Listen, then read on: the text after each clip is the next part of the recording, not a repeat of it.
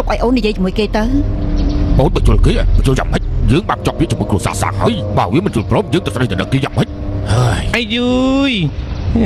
អីហើយនិយាយដល់រឿងស្ដីនឹងកូនគេត្រូវឲ្យខ្ញុំទៅហើយណាអាចារ្យកាប់គឺអ្នកចាំហាទីហេអញ្ជើញគូជីកគូអើយមិនអង្គុយទេលោកសទ្ធីបើលោកចង់យកកូនប្រសាឲ្យបានឆាប់ត្រូវរៀបចំចំនួនភ្លាមឲ្យហើយជាបន្ទាន់ខ្ញុំនឹងជួយចាត់ចែងមង្គលកាន់នេះឲ្យលោកឲ្យហើយតែម្ដងយ៉ាងម៉េចអាចារ្យខ្ញុំកំពុងតែខ្វល់ខ្វាយមិនដឹងទៅដោះស្រាយយ៉ាងម៉េចបានអ្នកចាំហាមកជួយខ្ញុំទុកចិត្តបានមិនយ៉ាងពីដើមមកខ្ញុំធ្វើការគឺមានប្រសិទ្ធភាពខ្ពស់ណាស់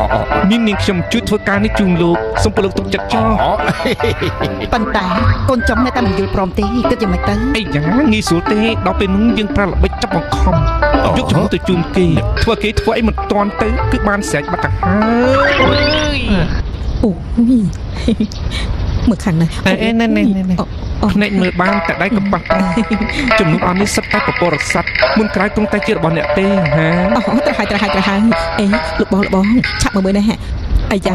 អ្នកមានទិញអីបានគឺពិតជាមិនធម្មតាមែនអូយបងមើលចោលចំនួនរបស់គ្រួសារហុងជូនមកណាអាយ៉ាសិតតែរបស់មានតម្លៃទាំងអស់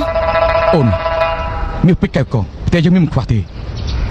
អាយ៉ារឿងនេះអូនដឹងតែបងមើលចំនួនរបស់គ្រួសារហុងចំនួនទាំងនេះគ្រួសារវិញមានទេអាយយនៅសុករំលឹកពីអាក្រក់លហាមនោះធ្វើអីដែរគឺថ្ងៃក្រោយចប់ជាមន្ត្រីក៏ដោយក៏ពួកលោកមន្ត្រីការគេដែរមិនទេលោកស្រីសានតែខ្ញុំនិយាយនេះត្រូវទេហាអូចាត្រូវហើយណាស៊ីអើចាស់លោកស្រីឆាប់យកដំណឹងល្អនេះទៅប្រាប់នាងអញទៅចាស់ឆាប់ទៅអូនតាំងពីកូនស្រីយើងដឹងថាយើងដាច់ពាក្យពីគេនាងបាយក៏មិននឹកទឹកក៏មិនស្រេកយកទៅភ្លេចលោកមុខបងទៅមើលនាងប្រមាថដងហើយនាងសុបបីតែមួយម៉ាត់ក៏មិននិយាយរកបងដែររឿងនេះគឺពិបាកខ្លាំងណាស់មកពីបងទៅប្រឹកកូនឲ្យខូចអស់នឹងណាបងគិតមើលឥឡូវគ្រួសារហុងយកចំនួនមកហើយអូនប្រាប់បងទោះជា5ជោបាយអីក៏ដោយថ្ងៃនេះត្រូវតែឲ្យរៀបការចូលគ្រួសារហុងបងមិនទៅទេអូយទៅម្នាក់ទៅអូបងឲ្យខ្ញុំស្ដាប់មិនលឺហើយមើលមិនឃើញទេណាខ្ញុំទៅខ្លួនឯងក៏បានដែរខ្ញុំមិនជឿថាកូនស្រីខ្ញុំមិនស្ដាប់តាមសម្ដីរបស់ម៉ែវានោះទេអាយយលោកស្រីសាងកំតោះតែងគ្នាព្រោះតែរឿងអីសុខភាពសំខាន់ជាងណាតែលោកស្រីធ្លាប់ដឹងទេមាត់របស់ចៅមហាអ្វីក៏អញនិយាយទៅកើតដែរជាពិសេសគឺជីស្រឡាញ់ប្រាក់ខ្ញុំទោះជាស្លាប់ក៏ខ្ញុំអញនិយាយទៅជារូបវិញដែរចាំខ្ញុំជួយនិយាយឲ្យអ្នកប្រកាសជាឯកភាពជាមិនខានចាជើងនាងខឹងងក់ងដាក់លោកម្ចាស់និងលោកស្រីអញ្ចឹងគឺមិនត្រូវទេត្រូវហើយអ្នកនាងលោកម្ចាស់និងលោកស្រីមានតែអ្នកនាងម្នាក់គាត់ជាកូនសំណោះម្ដងនេះគឺលោកស្រីគាត់សម្រេចចិត្តដោយផ្ទាល់តាមខ្ញុំយល់អ្នកនាងទៅបវល់លោកម្ចាស់ទេប្រហែលជាអញឲ្យពួកគាត់ផ្លាប់ដូរគំនិតបានអញមិនមែនមិនដឹងទេរឿងនៅក្នុងផ្ទះខ្ញុំគឺសុទ្ធតែម្ដាយខ្ញុំអាកាន់អ្នកណាក៏កែប្រែមិនបានដែរប៉ុន្តែលោកស្រីអត់មានបំណងអាក្រក់ទេគាត់ចង់ឲ្យអ្នកនាងល្អតែបើរឿងដល់ថ្នាក់នេះទៅហើយអញ្ចឹងធ្វើតាមបញ្ជាគាត់រៀបការជាមួយអ្នកប្រហុងតែមកចង់ឲ្យខ្ញុំរៀបការជួបគ្រួសារហុងអញ្ចឹងឲ្យខ្ញុំស្រាប់តែល្អជាងនាងសានាងកុំធ្វើអញ្ចឹងអីសោះនាងមិនចាំទេនាងប្រាប់ខ្ញុំថាមិនខ្លះថាត្រូវស្រឡាញ់ជីវិតនាងថាសូម្បីតែសមាជិកច័ន្ទនៅរស់កុំថាឡើយមនុស្សចុះឥឡូវនាងបាត់ដឹងហើយនៅតែធ្វើម្យ៉ាងទីនាងនៅមានឪពុកម្ដាយនៅរស់តែនាងដាច់ចិត្តទេនាងដាច់ចិត្តឲ្យពួកគាត់ឃើញនាងឈឺចាប់សម្រាប់ខ្លួនទេនាងដាច់ចិត្តឲ្យពួកគាត់ចាស់ជារីហើយឈឺចិត្តដោយសារនាងទេជន់ជីងបាក់ទ្រីខ្ញុំគឺស៊ីអឺជន់ជីង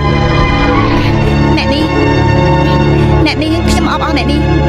ឯងមកអបអររឿងអីសិតតែហុំយកចំនួនជាច្រើនមកជួអ្នកនាងគឺបើស្ដីដណ្ដឹងអ្នកនាងមកអបអររឿងអីជាបែរឯងអត់ស្លាស់កុំអីស៊ីអឺគ្រាន់តែជាអ្នកបម្រើនាងធ្វើតាមបញ្ជាប៉ុណ្ណោះសុំអ្នកនាងកុំមកទៅស៊ីអឺអីអ្នកនាងកុំខឹងអីស៊ីអឺចង់មែនហើយមករៀបការផ្ដេសផ្ដាស់មកពិតជាតែគាត់បែកមែនគឺបែកអត់ប្រយោជន៍ហើយលោកស្រីគាត់ឲ្យខ្ញុំមកខ្ញុំមិនមកមិនដឹងកាយខ្ញុំគិតថាអ្នកនាងស្ពុកស្មាញក្នុងចិត្តដែរប៉ុន្តែគឺយកចំនួនមកដល់ផ្ទះទៅហើយអ្នកនាងអាចមករៀបការបានដែរពុននាងនៅកន្លែងនេះទេអ្នកជាអ្នកណានឹងអីយោសូមអនុញ្ញាតឲ្យខ្ញុំណែនាំខ្លួនឯងសិនខ្ញុំគឺចាំហាត់ទំនើបរូបរាងខាងក្រៅគឺស្រីចាស់តែខ្លួនប្រាំងខាងក្នុងគឺប្រុសសុទ្ធសាធ 100% ឈ្មោះនាងខ្ញុំហៅថាជីស្រឡាញ់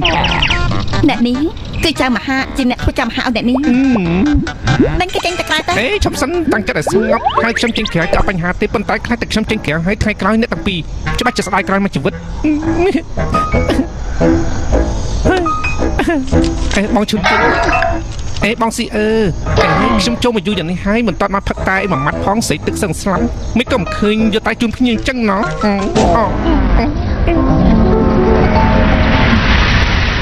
ពួកឯងពីរនាក់តែក្រៅឆុងតែមួយប៉ាន់មកហា ហេពូនាងមិនទៅចាប់តែលឿនណាស់ ចាអ្នកនាង ហេយ៉ាប់មែន